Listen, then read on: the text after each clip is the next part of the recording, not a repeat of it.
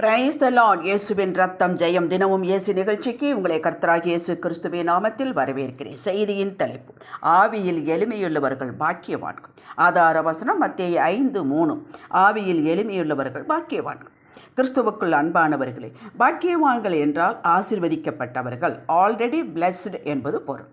வேதத்தில் குறிப்பிட்டுள்ள பாக்கியவான்களை பற்றி சிலரை குறிப்பிடுகிறேன். தேசத்தின் ராஜா சிறந்தவனாக இருந்தால் மக்கள் பாக்கியவான்கள். சாலமோனின் ஜனங்கள் பாக்கியவான்கள். குடும்பத் தலைவன் கர்த்தருக்கு பயந்து கர்த்தர் நியமித்தபடி குடும்பம் நடத்தினால் அந்த குடும்பமே ஆசீர்வதிக்கப்பட்ட குடும்பம். கர்த்தரை அண்டிக் கொள்கிறவர்கள் பாக்கியவான்கள். கர்த்தருடைய சபையிலே வீட்டிலே தொடர்ந்து அங்கமாயிருந்து நிலைத்திருப்பவர்கள் பாக்கியவான்கள். உத்தம வழியில் நடப்பவர்கள் பாக்கியவான்கள். காலத்தை விதைக்கிறவன் நற்கிரியைகள் செய்ய வாய்ப்புகள் கிடைத்த போதெல்லாம் அதை பயன்படுத்தி கொண்டு விதைக்கிறவன் பாக்கியவான்கள். மத்தேயு 5ஆம் அதிகாரத்தில் பேசப்பட்டுள்ள மக்கள் பாக்கியவான்கள். காணாதிருந்தும் விசுவாசிக்கிறவன் பாக்கியவான்கள். கிறிஸ்துவை நிமித்தம் நிந்திக்கப்பட்டு அவமானப்பட்டால் அவர்கள் பாக்கியவான்கள். தேவனுக்கு கீழ்ப்படிந்து நடக்கிறவர்கள் பாக்கியவான்கள். இப்படி சொல்லிக்கொண்டே போகலாம். ஆவியில் எளிமையுள்ளவர்கள் பாக்கியவான்கள். ஆவியில் எளிமை என்றால் என்ன என்பதை தெரிந்து கொள்வதை பார்க்கிலும் இப்படிப்பட்டவர்களின் பண்பு நலன்கள் என்ன, அடையாளங்கள் என்ன, அவர்களின் அறிமுகங்கள் என்ன என்று பார்த்தாலே உத்தமம். அப்பவே புரியும். நாம் யாவருக்கும் சரீரம் கொடுக்கப்பட்டிருக்கிறது. நாம் கேட்டு வாங்கவில்லை. இப்படி கொடுங்க என்று இருந்திருந்தால் நாம் இன்னும் உலகத்திற்கு வந்திருக்கவே வாய்ப்பில்லை.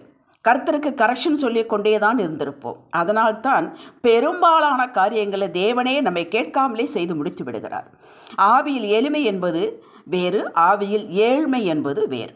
ஆபிரகாம் ஆவியில் எளிமை உள்ளவன். அவன் ஏழ்மை உள்ளவன் அல்ல, அவன் ஐஸ்வர்யவான். ஆவியிலும் ஐஸ்வர்யவான், உலகப் பொருளிலும் ஐஸ்வர்யவான். அவன் எப்போதும் பழி செலுத்தி தேவனை மகிமைப்படுத்தி கொண்டே இருப்பான். ஆவியில் ஐஸ்வர்யம் உள்ளவர்கள், எளிமையுள்ளவர்கள் தங்களை ஒரு பொருட்டாக எண்ணாமல் தேவனை மகிமைப்படுத்தி அவரை முக்கியப்படுத்தி முதன்மைப்படுத்தி தங்களை பின்னிறுத்தி வாழ்பவர்கள். ஆவியில் எளிமையுள்ளவர்கள் இந்த பூலோகத்திலே நற்காரியங்களை ஆவியானவர் உணர்த்துவைகளை அவர்களால் முடிந்த மட்டும் செய்து கொண்டே விதைத்து கொண்டே இருப்பவர்கள். தேவனை தேடுவதிலும் கீழ்ப்படிதலும் ஆனந்த கொள்பவர்கள். கீழ்ப்படிதல் கடினமாக இருந்தாலும் தேவன் சொல்லிவிட்டார், கட்டளையிட்டு விட்டார், விரும்புகிறார் என்றால் அதை அப்படியே மனப்பூர்வமாக செய்கிறவர்கள். ஆதியாகமம் 2ஆம் அதிகாரத்தில் ஆபிரகாம் தன் குமாரன் ஈசாக்கை பலி செலுத்த ஆயத்தப்படுத்தினான். ஏனென்றால் தேவன் கட்டளையிட்டார், கேட்டார், உடனே கீழ்ப்படிந்தான். தேவன் தடுத்து நிறுத்தினார். ஆவியில் எளிமையுள்ளவர்கள் விட்டு கொடுப்பவர்கள். எனக்கு தேவையானது என் தேவன் தருவார், பார்த்து கொள்வார் என்பதில் உறுதியாயிருப்பவர்கள். தாழ்மை குணம் உள்ளவர்கள்.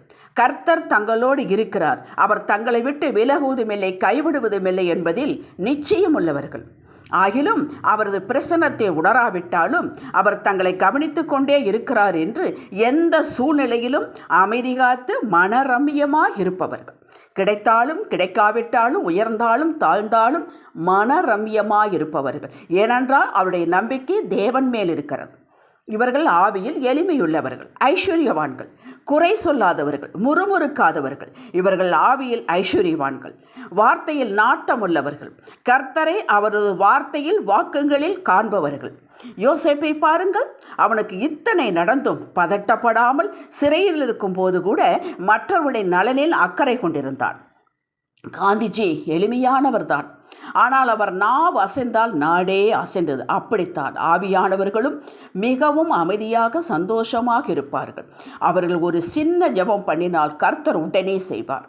அத்துணை வல்லமை பெற்றிருந்தாலும் தங்களை ஒரு பொருட்டாக எண்ண மாட்டார்கள். சரி, இப்படிப்பட்டவர்களை தேவன் எப்படி ஆசீர்வதிக்கிறார் பாருங்கள். ஒரு அடி நிலம் கூட இல்லை, ஒரு பிள்ளை இல்லை.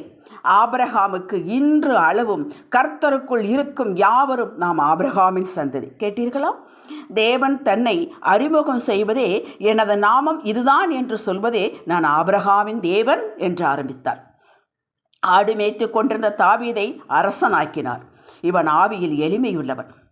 யோசேப்பு, தானியேல், சாத்ராக், மேஷாக், ஆபேத்நேகோ இவர்களை எப்படி கர்த்தர் உயர்த்தினாரோ அப்படியே ஆவியில் எளிமையுள்ளவர்களாகிய நம்மை உயர்த்தியே தீருவார். ஆவியில் எளிமையாயிருப்பது நமது பண்பு, கடமை, நமது அடையாளம். ஏதாவது கிடைக்குமா என்பதற்காக அல்ல, ஏதாவது அல்ல, எல்லாமே நமக்கு கிடைக்கும். பரலோக ராஜ்யமே நம்மளுடையது. நாம் ஆவியில் எளிமையுடையவர்களாக இருந்தால் எந்த குறைவும் நம்மை கீழே இழுக்காது. எல்லாவற்றிலும் நிறைவை காண்போம். எதுவும் இல்லாத போது யோபுவை போல தேவனை மகிமைப்படுத்துவோம். தேவன் நம்மை சும்மா விட்டு விடுகிறவர் அல்ல, அவர் அநீதியுள்ளவரும் அல்ல. நம்மளை உயர்த்தி உயர்த்தி பார்ப்பதே அவருக்கு பிரியம்.